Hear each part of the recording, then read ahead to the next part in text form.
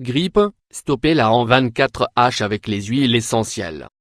L'épidémie de grippe est particulièrement forte cette année.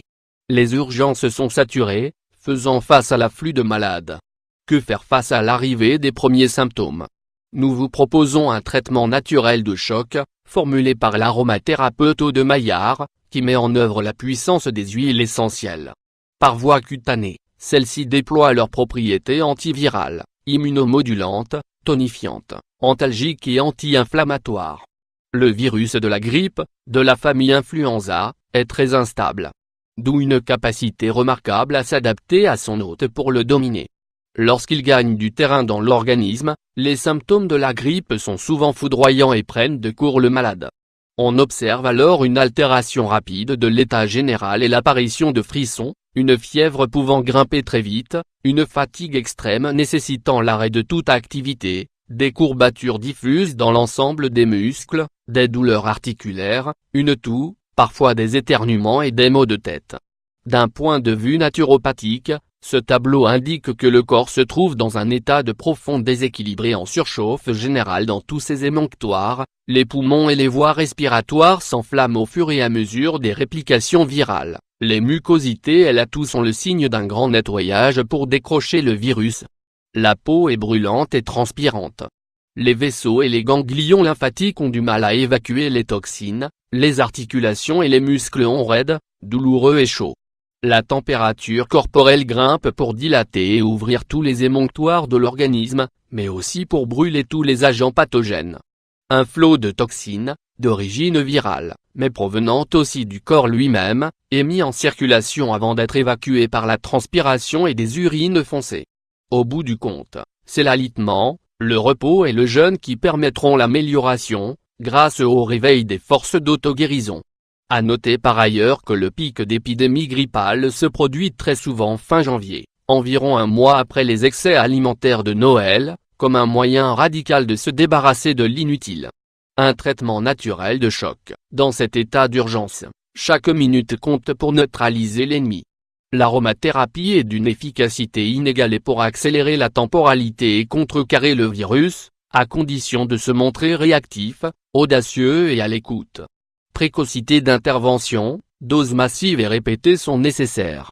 Même si les huiles essentielles font peur en raison de leur puissance, dans ce contexte d'infection et de choc immunitaire, il ne faudra pourtant pas hésiter à dégainer l'artillerie aromatique, pour palper le retour des forces d'auto-guérison, quasiment minute par minute.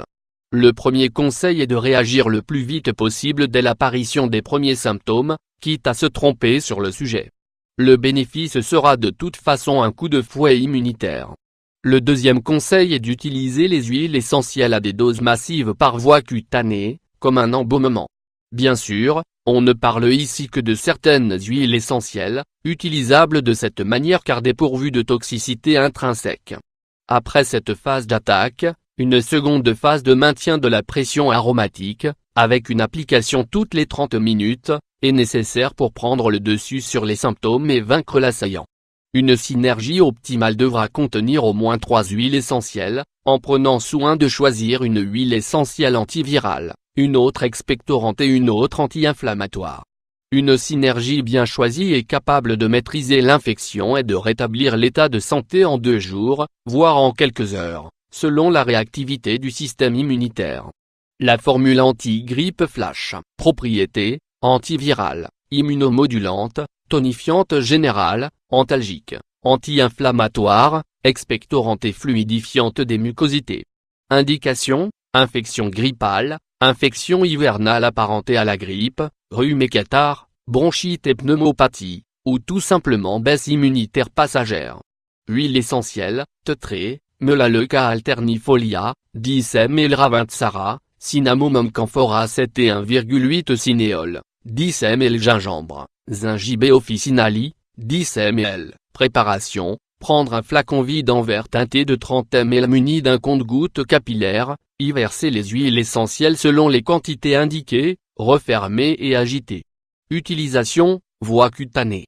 Dose d'embaumement 5 à 10 ml selon la corpulence de l'individu, seulement 3 ml chez l'enfant de 7 à 12 ans, à faire pénétrer en une fois en massant énergiquement sur l'ensemble du dos et du thorax.